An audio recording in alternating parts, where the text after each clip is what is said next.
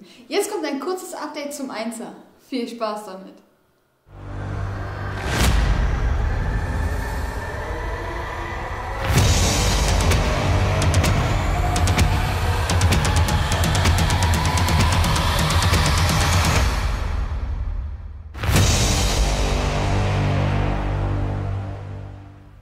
Ich glaube, mit dem Wagen werde ich noch viel Spaß haben.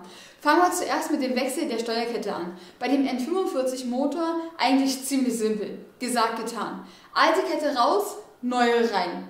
Ich habe die Angewohnheit, die Magnetventile immer vorher zu reinigen, bevor ich die wieder einbaue. Das sieht so aus.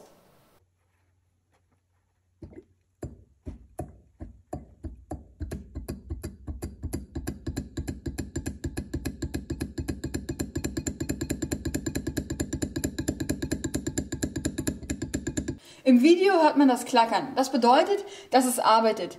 Hier ist das zweite Magnetventil, was ich ausgebaut habe.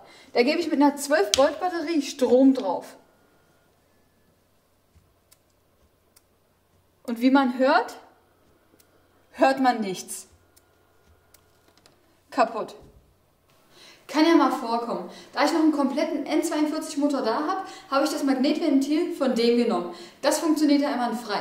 Ich habe dann alles zusammengebaut, alle Absteckwerkzeuge entfernt und den Motor zweimal um 360 Grad in Laufrichtung gedreht.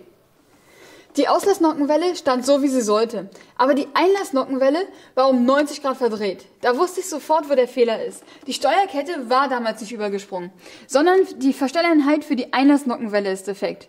Ich drehte den Motor weiter und da sah man, dass die Nockenwelle sich kaum mitgedreht hat. Also bin ich los und habe gleich beide Verstelleinheiten gekauft. Wer sich damit ein bisschen auskennt, weiß, dass die nicht ganz billig sind. Aber was soll's. Die Dinger eingebaut, alles nochmal nachkontrolliert und alles hat gepasst. Motor gestartet und der lief. Das will ich euch auch kurz mal demonstrieren.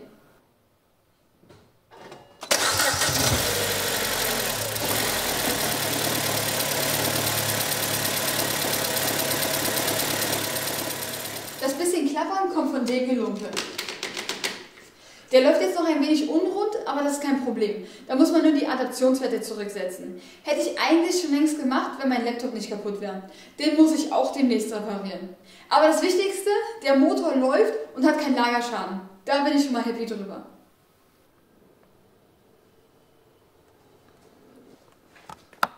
Eine neue Spannrolle habe ich den auch noch verpasst. Die ist nicht mehr zu gebrauchen. Und ja, ich weiß, man kann nur die Rolle mit dem Lager kaufen. Aber ich bekomme es so billig, darum nehme ich es immer komplett. Ich zeige euch, was ich noch so gemacht habe. Den Radlauf habe ich mit Flex- und Drahtbürstenaufsatz bearbeitet. Jetzt sieht man, dass der ziemlich starken Karies hat. Als ich das gesehen habe, bin ich vorhin beim Schrotti gewesen und habe mir das passende Stück rausgeflext. So habe ich nicht so viel Arbeit mit dem Anfertigen. Das brauche ich nur raustrennen, anpassen und wieder einschweißen. Hier unten hat er auch Lochfraß. Also ich habe schon an Oldtimern geschraubt, die über 40 Jahre alt waren, die hatten viel weniger Rost wie der hier. Da muss ich das hier raustrennen und hier auch und neue Bleche einschweißen. Bremssattel und Bremssattelträger habe ich auch schon gestrahlt und mit hitzefestem Klarlack lackiert. Bremsscheibe mit Belege inklusive Handbremsbacken habe ich auch erneuert. Mein Teile-Fuzzi hat mir ein komplettes Bremsenset besorgt. Wenn man das einzeln gekauft hätte, wäre es teurer gewesen. Warnkontakt und Bremsschlauch sind auch neu. Das Differential habe ich vom Rost befreit, mit Brunox zweimal behandelt und danach mit einem 2K-Lack lackiert. Das habe ich auch auf der rechten Seite mit dem Hinterachsträger, Querlenkern, Achsschenkel und der Antriebswelle gemacht. Jetzt sieht es schon ein bisschen besser aus. Die linke Seite habe ich noch vor mir. Das hier ist der Rostumwandler, den ich benutze. Der sollte eigentlich für eine Oldtimer-Restauration reichen. Das hier habe ich für dieses Projekt gekauft und ich bin mir nicht mal sicher, ob das reicht. Die Ölwarndichtung habe ich auch gewechselt. Und wo die Ölwanne ab war, habe ich gleich den Rost entfernt und die ein bisschen nachlackiert. So sieht die gleich besser aus. So sah die Ölwanne vorher aus.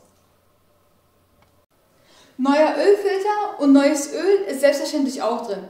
Wenn das Projekt weiter fortgeschritten ist, mache ich mehr Vorher-Nachher-Videos. Wird bestimmt interessant.